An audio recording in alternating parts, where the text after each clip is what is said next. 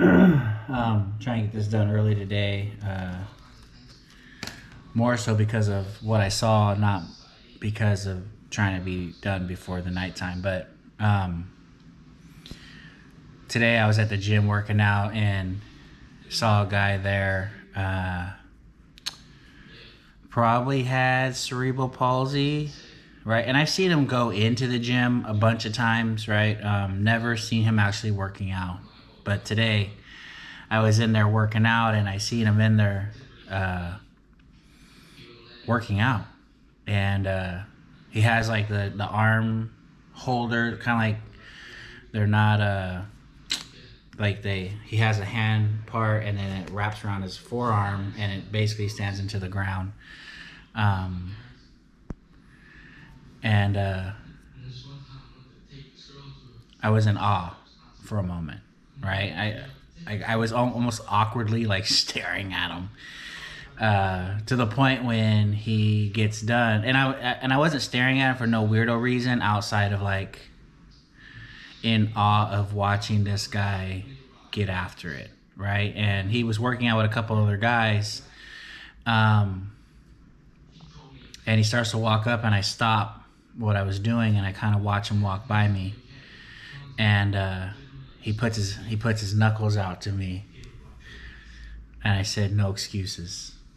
And he looks at me, he goes, "I don't have any," and kept walking, and I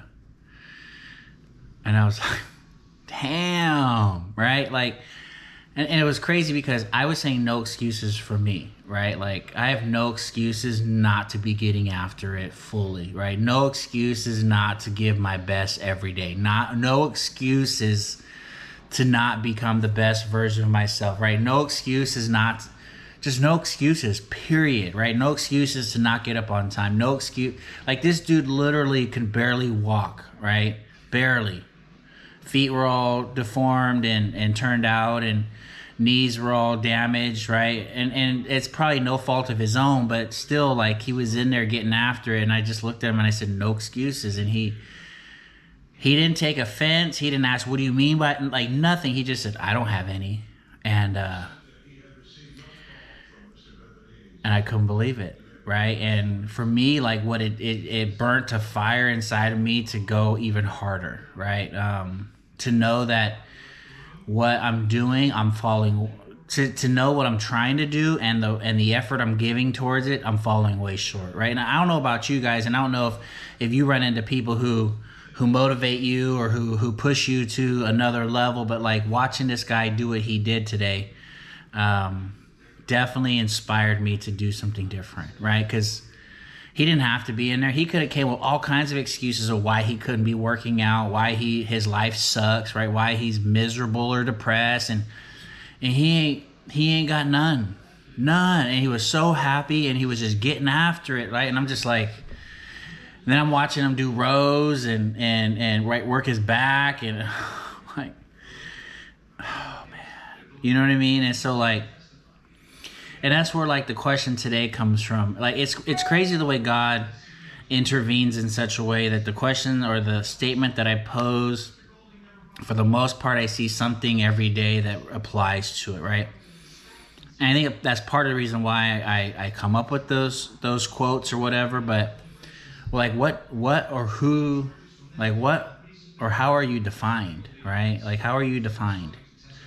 And that's kind of like for me, it's like this double-edged sword right now, right? Because like, I know when there are people like me who've made lots of mistakes in our lives, and people want to hold us to those mistakes. We always want to say, don't let those mistakes define me, right? Like, I'm a different person today, whatever. Don't let them define me. But yet at the same time, I want to tell you, let what I do define who I am. Let my actions, let my results, let the things that I do show you and tell you who I am, right? And so it's like that double-edged sword, because in the negative, I don't want it to define me, right? I don't want you to hold me captive to the bad actions that I take, but yet I want you to hold me captive to the good things that I do, and I can't have it both ways. And so the question I have to ask is, what defines me, right? I get it, right? Jesus Christ defines me, right? Jesus defines me. The salvation and the forgiveness that I have in my life defines who I am as a person, right? I'm a child of God, right? And that's one of those, another interesting question. Like when you say, "Who are you?" Very few of us actually say child of God, right? I'm Martin. I'm a pastor. I'm a fitness enthusiast. I'm a trainer, right? I'm a recovering addict. But very few of us, and they've done tests on stuff like this where people are like, "Who are you?" And we always want to define the things that we do, but rather than not who we are and who I am as a child of God, right? I am a child of the Most High King, right? I'm a child of the Savior of the world. Like that's what I have to come to terms with. Is that's who I am. But in who and what defines me, it needs to be both, right? The results, right? So I talk about gratitude being results, right? I show my gratitude in the results that I come up with, that I accomplish. Because actions, we used to say my gratitude is shown in my actions, but I can do all kinds of actions and not get any results, right? And then it shows like, well, are you really grateful because you just keep spinning your wheels and you're running in this hamster wheel but not getting anywhere? And here I want you to know that I want the good actions that I take as a child of God to define the person that I am and that I'm becoming. I want the ways that I show my kids my love to define the type of father I am. I want my grandkids the same thing, right? My wife, the same thing. Like I want her to know that I'm a good husband, or I want to be defined as a good husband because of the things that I do. Even what I say, what I want my kids and people who speak about me at my funeral, it's action based, right? I don't want people to say, "Oh, he was so loving. Oh, he was so caring. Oh, he gave you the shirt off his back." That I don't care about, right? What I want everyone to say when I die, the day I die at my funeral, is that was the baddest MFer that walked this earth. That everything he said, he did. He accomplished every goal that was put in front of him. Like that's the stuff that I want people to say about me, and that's what defines me. But yet I don't want to be defined by the negative actions that I've taken in my past because I'm different today. No, let those things define me, right? Because I'm not that person today. And so when you see me living differently today, then there's new definitions that you're going to be making about who I am as a man, right? And as a father and as a husband. Yes, and there is some work that I'm going to have to do to repair that damage that I've done to people, right? Because I wasn't a great person in the beginning, growing up and living as a young adult. I did a lot of terrible things to people. And for a long time, I used to say I don't deserve freedom. The freedom that I live today, I don't deserve. But today, I think I deserve it, right? Today, I live very differently than I did back in the day and when I was in active addiction. Even in early recovery, right? I still did a lot of dumb things and still hurt a lot of people that I said I loved. Most of it because I had misinformation running through my head, right? And I was taught that there are certain things that you do in response to certain things, only to find out that that's not the way to respond to things, right? I don't cause more pain because you've caused me pain, right? Like, but that's what I was taught. Like, hurt people, but I'm gonna hurt you more than you hurt me because I need to make a statement. I need to let you know who I am. All that kind of misinformation, right? And today, like, I want to love people appropriately, right? I want to show people that they too can be loved by Jesus the way that I've been loved and forgiven and given mercy and compassion and understanding. And the way that they learn that is by me doing it for them, right? Me giving those things to them because God's given them to me. And so when I think about like what defines me, man, I watched that guy today and I want to be... That was a bad dude, man. Like, I'm still in awe of what I watched. And like, he wasn't depressed. He wasn't sad. He was so happy to be in the gym, right? Almost like, hey, I can move now. So let me get out here and get going. I'm doing some things, right? Like, I mean, there was an excitement in his eye that you could see. And I want to be that same way, right? What defines me? I hope it's the actions that I take. And yes, that means that I have to be defined by the mistakes that I make too. Now, what I'm asking, and when that happens, is that you don't put more weight on the mistakes that I make than you do on the good things that I do, right? Treat them equally, right? If I do good, if you want to make a big deal about the mistakes that I make, then make a big deal about the good that I do, right? Like, let's do that.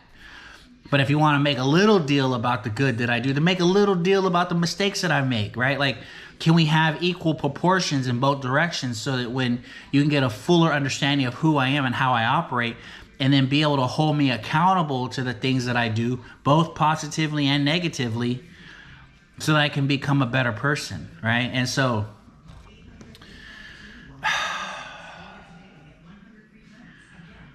I want to be a better man. You know what I mean?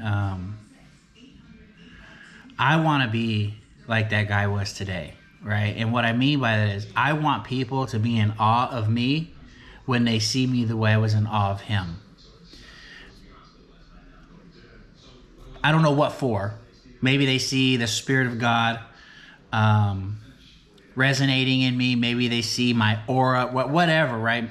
But when they see me, there's something about me that causes them to stare the way that I stared at that guy today, right? Not because I'm so sexy or I'm so fit or whatever, like, or I'm so beautiful. No, but like, I pray that there becomes something about me that people can see that causes them to stare, right? And the hope is that I get to share with people what that is, and I hope that it's the Spirit of God dwelling deep within, radiating from me so intensely that it seeps out of my pores. That's what I'm hoping for, right? Like, they can see the peace of God in me. They can see the love of God. They can see the compassion and the forgiveness of all the things that he's given me that I don't deserve, but he's given to me anyways in order for me to live the life that I live today. I don't deserve the goodness that I have. I don't. I honestly don't. But God has found me worthy of it, and I don't want to take it for granted that I've been given this opportunity. And so I like pray daily, like, God, help me be the me that you created me to be. Help me to be the me that you want me to be. Help me to be the me that shows people exactly who you are, right? Because we're called to a ministry of reconciliation. I don't think people realize that, right? That our job as followers of Jesus Christ is to reconcile people back unto him. Put that in your pipe. Our job as followers of Jesus, we're called to reconcile people back unto the King. How? By being living examples of what that looks like. What does it look like to be in relationship with the King?